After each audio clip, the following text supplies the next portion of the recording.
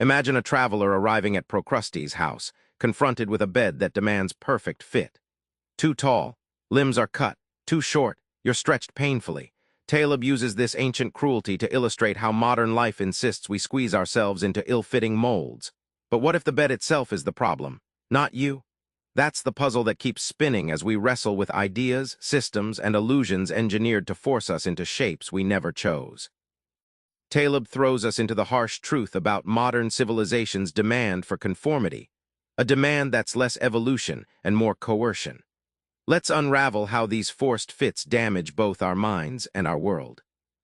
Taleb recounts the myth of Procrustes, a bandit who insisted guests fit exactly into his iron bed, resorting to stretching or hacking limbs to force the shape.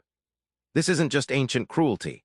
Taleb argues it's the metaphor for how modern systems, schools, jobs, even economic models, demand airtight compliance, chopping bits of our humanity to fit neat, artificial designs. Think of the human spirit like a tree, growing wild and unpredictable. Modern systems, Taleb argues, act like rigid mechanical workshops trying to squeeze that tree into a factory mold, cutting branches here, bending the trunk there, turning natural diversity into sterile uniformity. It's a vivid reminder that organic growth fiercely resists mechanized control. Here's the kicker. Recognizing this violent molding opens a path to freedom. Taleb doesn't just lament the problem. He reveals that real wisdom lies in refusing the bed entirely. When you stop trying to be the perfect fit for a broken system, you reclaim autonomy and creativity, turning the story on its head. We've all been caught in the trap. If it can't be measured, it doesn't count. Taleb exposes the brutal irony behind this obsession, revealing the cracks beneath our trust in tests, numbers, and economic models. Taleb skewers the modern cult of standardized tests, IQ scores, economic forecasts, and the like. He tells of a famous physicist who flunked math exams early on, yet revolutionized science. This reveals how tested intelligence often misses the messy brilliance that real life demands, trapping us in a narrow definition that benefits systems, not people. Imagine measuring a complex painting by counting its brushstrokes. Ridiculous, right?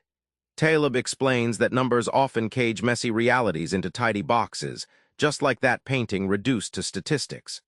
This mechanical reduction hides nuance and unpredictability, ripping the soul out of understanding human intelligence, health, or even markets.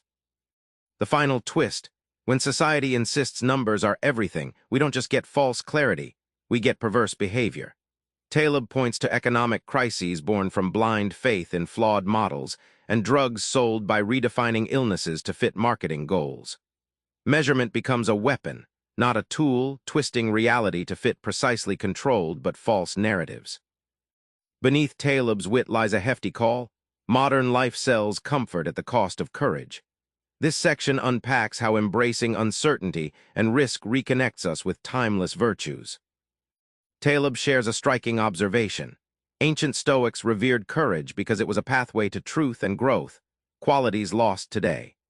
He describes sailors who rode storms rather than hiding in harbors, showing us how life's real richness comes from testing limits, not avoiding discomfort through safe routines. Antifragility is Taleb's powerful concept of not just surviving shocks but thriving on them. He compares it to muscles that grow stronger when stressed, unlike fragile systems that shatter under pressure. By courting uncertainty, we cultivate resilience and creativity, turning volatility from enemy into ally. Here's the payoff. Rejecting cushy, prepackaged lives means stepping into authenticity. Taleb provocatively suggests your job might be a form of slavery, unless you find purpose that's risk-fueled and self-directed. Courage isn't just bravery, it's the key to living a life worthy of your full potential. Back in Procrustes' house, the traveler has a choice: succumb or rebel. Taleb challenges you the same way: don't let yourself get stretched or chopped to fit society's iron bed. Instead, recognize when you're being bent by false systems and break free. Try this. Next time life demands a perfect fit, ask yourself, whose bed is this, really? Your liberation might start there.